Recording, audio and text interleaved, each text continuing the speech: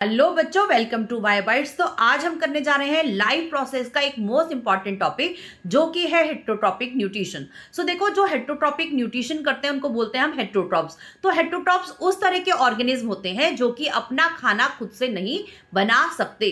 जैसे कि आपने प्रोड्यूसर को देखा था, प्लांट्स को देखा था जो कि अपना फूड खुद से सिंथेसाइज कर रहे थे फोटोसिंथेसिस प्रोसेस के थ्रू। लेकिन यहां पर जो हेटेरोट्रॉप्स हैं ये अपना खाना खुद से नहीं बना सकते, जबकि ये डिपेंडेंट होते हैं अदर ऑर्गेनिज्म पर ताकि वो उनसे फूड ले सकें। सो इस तरह के ऑर्गेनिज्म को बोलते हैं हम हेटेरोट्रॉप्स। और ये जो यहाँ पे हेटेरोट्रॉपिक न्यूट्रिशन है, सो यहाँ पर हम करने जा रहे हैं स्टडी। तो यहाँ पर फिलहाल हम लेने वाले हैं आपके यूनिसेलुलर ऑर्गेनिज्म, और इस यूनिसेलुलर ऑर्गेनिज्म में हम ले रहे हैं अमीबा और पैरामीशियम। तो एक एक करके हम स्टडी करेंगे कि आखिर अमीबा और पैरामीशियम किस तरह से हेटेरोट्रॉप्स की तरह से काम करते हैं या किस तरह से हेटेरोट्रॉप्स हैं, और इनकी जो प्रोसेसिंग है यानी जो खाने का इंटेक करते हैं, फूड का इंटेक करते हैं, वो किस तरह से करते हैं। तो चलो फिर स्टार्ट करते हैं। सो यहाँ पर ले लिया है मैंने हेटेरोट्रॉपिक न्यूट्रिशन आपकी सीबीएसई बुक से क्लास 10th की। तो हेटेरोट्रॉपिक न्यूट्रिशन में जैसे कि हम सभी जानते हैं कि जो ऑर्गेनिज्म होते हैं वो हेटेरोट्रॉप्स हैं, क्योंकि वो खुद से अपना खाना सिंथेसाइज नहीं कर सकते, जबकि खाने के लिए डिपेंडेंट होते हैं अदर ऑर्गेनिज्म में ताकि वो उनसे खाना ले सकें। ठीक है, तो इनकी डिपेंडेंसी है अदर ऑर्गेनिज्म पर। तो यहाँ पर मैं ले रही हूँ आपके यूनिसेलुलर ऑर्गेनिज्म, और यूनिसेलुलर ऑर्गेनिज्म में मैं ले रही हूँ यहाँ पे पहले अमीबा।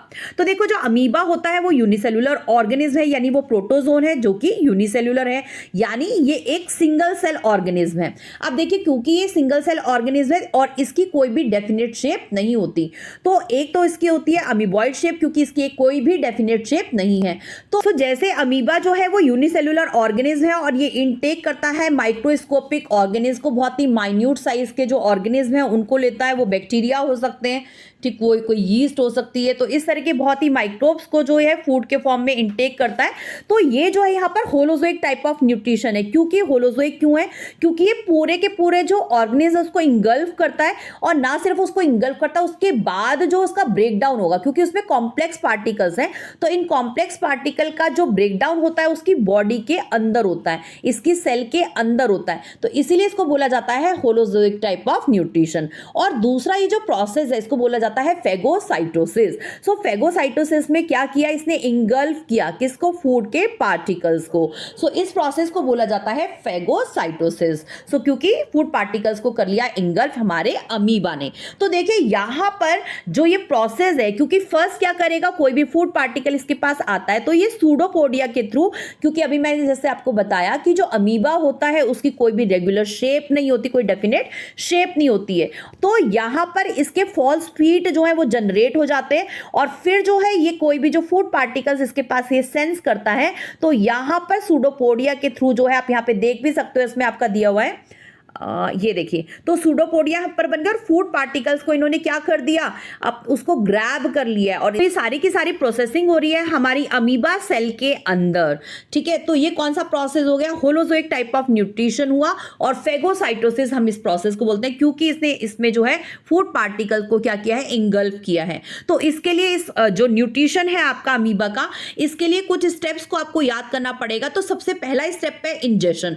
इंजेशन में आपने इंटेक किया फूड का, आपने मिस आपका जो अमीबा है इसने इंटेक किया फूड का। फर्स्ट क्या किया? इंटेक। तो ये हो गया आपका इंजेशन। इसके बाद फूड जब यहाँ पे फूड वैक्यूल्स के थ्रू अंदर जाएगा तो यहां पर होने वाला है फूड का डाइजेशन, क्योंकि अभी मैंने जैसे आपको बताया कि एंजाइम्स प्रेजेंट होते हैं जो कि काम करते हैं आपके फूड पार्टिकल्स पे, उसको ब्रेक डाउन करने के लिए, ताकि उससे एनर्जी लिबरेट हो सके। तो यहां पर जो है हमारे फूड का क्या हो जाएगा इसके बाद? डाइजेशन। और इसके बाद जो इस फूड पार्टिकल में जो इंपॉर्टेंट न्यूट्रिएंट्स है वो पार्ट हो जाएंगे, बन जाएंगे आपके साइटोप्लाज्म का।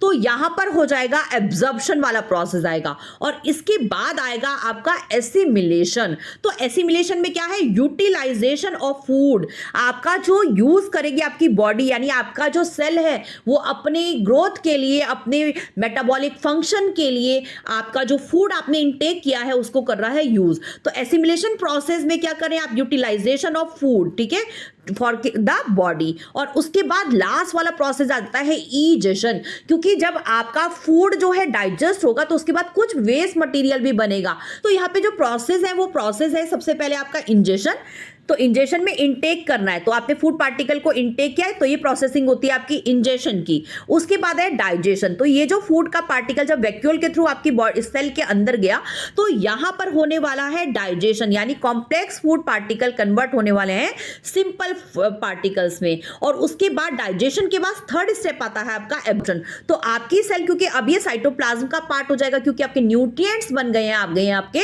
साइटोप्लाज्म, तो यहां पर होने वाला है एब्जॉर्प्शन। ठीक है, तो फूड पार्टिकल्स यानी जो गुड न्यूट्रिएंट्स है आपके साइटोप्लाज्म का, तो यहां पर हो जाएगा एब्जॉर्प्शन। और उसके बाद प्रोसेस है एसिमिलेशन। एसिमिलेशन प्रोसेस में जो है आपकी बॉडी जो है यानी आपकी जो सेल है वो यूज करती है उस किसको, आपके फूड न्यूट्रिएंट्स को, जिसके लिए आपने फूड को क्या किया था, ग्रैब किया था, फूड को इनटेक किया था। और उसके बाद लास्ट प्रोसेस है, क्योंकि आपको पता होना चाहिए कि जब फूड का डाइजेशन होता है तो उसमें से कुछ वेस्ट मटेरियल भी बनते हैं, तो उन वेस्ट मटेरियल का सेल के सरफेस से बाहर आना भी बहुत जरूरी है। अगर वो सेल के अंदर रहेंगे तो that will become toxic environment, तो यहां पर एक टॉक्सिक एनवायरनमेंट क्रिएट करेंगे, तो जो कि गलत है। तो इस वजह से उन वेस्ट मटेरियल को सेल से बाहर या बॉडी से बाहर आना भी बहुत जरूरी है। तो इस वाले प्रोसेस को बोला जाएगा इजेशन, यानी रिमूवल ऑफ अनडाइजेस्टेड फूड। वो CO2 हो सकता है, अमोनिया हो सकता है और वेस्ट मटेरियल हो सकते हैं, तो यहां से हो रहा है आपका इजेशन का process. So this is all total about amoeba. तो अब बात करती हूं मैं पैरामीशियम की। तो देखिए जो पैरामीशियम है उसकी एक अपनी डेफिनेट शेप है। जैसे अमीबा के से अगर कंपेयर करते हो तो अमीबा की शेप रेगुलर नहीं थी, कोई डेफिनेट शेप नहीं थी, जबकि पैरामीशियम के पास एक डेफिनेट शेप है। और यहां पर उसकी पूरी की पूरी जो सरफेस होती है, उसकी बॉडी सरफेस है, यानी जो, क्योंकि यूनिसेल्युलर ऑर्गेनिज्म है, ये भी प्रोटोजोन है जो कि यूनिसेल्युलर ऑर्गेनिज्म है, तो इसकी पूरी की पूरी सेल की सरफेस पर सीलिया प्रेजेंट होते हैं, हेयर लाइक प्रोजेक्शंस होते हैं, और इसको बोलते हैं हम सीलिया। तो अब देखिए यहां पर जब फूड आएगा, क्योंकि पैरामीशियम का फूड भी क्या होता है, बहुत ही माइक्रोस्कोपिक फूड होता है, माइक्रो ऑर्गेनिज्म होते हैं। तो ये माइक्रो ऑर्गेनिज्म जो होते हैं वो क्या इंटेक कर सकता है, पैरामीशियम इंटेक करता है एल्गे को या बैक्टीरिया या फिर यीस्ट को। तो जो पैरामीशियम है जिसकी सरफेस पर जो है हेयर लाइक प्रोजेक्शंस होते हैं, जिन्हें बोलते हैं हम सीलिया, तो इन सीलिया की हेल्प से ना सिर्फ वो लोकोमोशन में उसको हेल्प करते हैं, मूवमेंट में हेल्प करते हैं, बल्कि ये फूड को ग्रैब करने में, क्योंकि यहां पर उसका एक डेफिनेट प्लेस पर उसका माउथ भी प्रेजेंट है। ठीक है, तो यहां पर उसके फूड को क्योंकि कहां तक पहुंचाना है, माउथ पे पहुंचाना है, ताकि वो फूड का इंटेक कर सके। और बाकी की जो प्रोसेसिंग है वो बिल्कुल अमीबा के जैसे ही होती है, लेकिन हाँ क्योंकि यहां पर एक डेफिनेट शेप है और उसका माउथ भी प्रेजेंट है, तो सीलिया के थ्रू जो है यहां पर फूड जो है उसके माउथ में एंटर करता है। So this is all total about paramecium. तो पैरामीशियम में भी है आपका होलोजोइक न्यूट्रिशन और यहां पर भी होता है आपका फेगोसाइटोसिस। और इसके भी सारे के सारे जो स्टेप्स हैं, इंजेशन, डाइजेशन, एब्जॉर्प्शन, एसिमिलेशन और इजेशन, वो सबके सब जो स्टेप्स हैं वो बिल्कुल सेम हैं। सो आज आपने यहां पर स्टडी कर लिया है यूनिसेल्युलर ऑर्गेनिज्म में किस तरह से हेटेरोट्रॉपिक जो है वो न्यूट्रिशन होता है। आज हमने कर लिया है यूनिसेल्युलर ऑर्गेनिज्म जैसे कि अमीबा और पैरामीशियम का हेटेरोट्रॉपिक न्यूट्रिशन। नेक्स्ट वीडियो में हम करने जा रहे हैं न्यूट्रिशन इन ह्यूमन बींग्स। तो जुड़ जाइए आप बायोबाइट्स के साथ, और जी हाँ अपने फ्रेंड्स के साथ भी इस वीडियो को ज्यादा से ज्यादा शेयर करो, लाइक करो और सब्सक्राइब करो। तो मिलते हैं देन एक न्यू वीडियो में। Till then bye bye.